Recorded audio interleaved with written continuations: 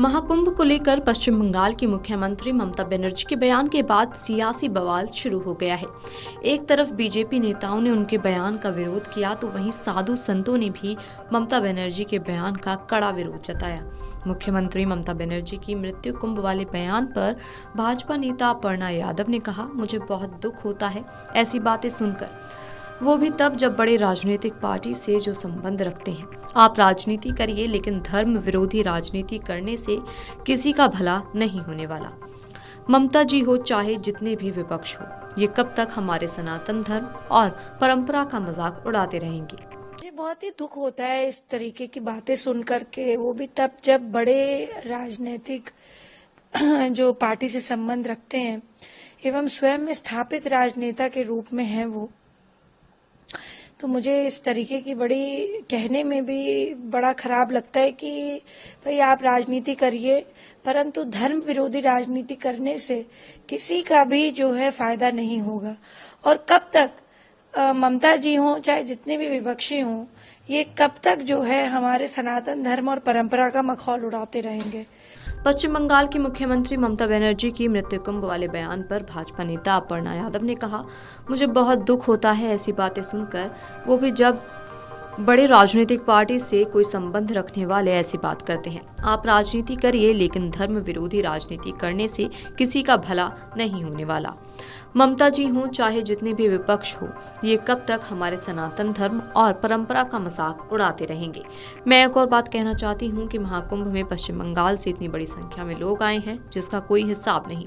दूसरी बात, उनके मुंह से ये बात शोभा नहीं देती। मैं समझती हूँ कि ममता जी को इस तरीके की धर्म विरोधी बातों से बचना चाहिए। इतनी बड़ी राजनेता होने के बावजूद अगर वो धर्म, सनातन और संस्कृति का मजाक उड़ाती हैं तो मुझे लगता है कि उन्होंने इतने लाखों लोगों की आस्था को ठेस पहुंचाई है। उनसे इस तरह की बात की उम्मीद नहीं थी। आइए आपको भी सुनाते हैं अपर्णा यादव ने अपने बयान में और क्या कुछ कहा।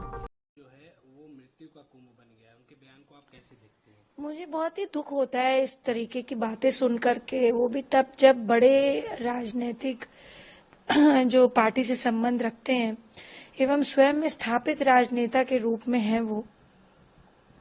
तो मुझे इस तरीके की बड़ी कहने में भी बड़ा खराब लगता है कि भाई आप राजनीति करिए परंतु धर्म विरोधी राजनीति करने से किसी का भी जो है फायदा नहीं होगा। और कब तक ममता जी हों चाहे जितने भी विपक्षी हों, ये कब तक जो है हमारे सनातन धर्म और परंपरा का मखौल उड़ाते रहेंगे। मैं दूसरी बात कहना चाहती हूँ, वेस्ट बंगाल से इतनी भारी संख्या में लोग आए हैं महाकुंभ में कि जिसका कोई हिसाब नहीं है। दूसरी बात, उनके मुंह से इस तरीके की बात शोभा नहीं देती है। जब तक कि मैं कहूंगी कि भाई इतने सारे वहां पे प्रकरण हुए हैं वेस्ट बंगाल में, एक डॉक्टर को किस बेरहमी से मार दिया गया, उस केस का आज तक जो है वहां पर कोई न्याय नहीं हो रहा है। तो मैं समझती हूँ कि ममता जी को इस तरीके की धर्म विरोधी बातों से बचना चाहिए। इतने बड़े राजनीतिया होने के बावजूद अगर वो धर्म का, सनातन का और संस्कृति का मजाक उड़ाती हैं, इतने करोड़ों लोगों की आस्था को मुझे लगता है कि उन्होंने आहत किया है। इस तरीके की बात उनसे अपेक्षित नहीं थी। Video desk amarujala.com।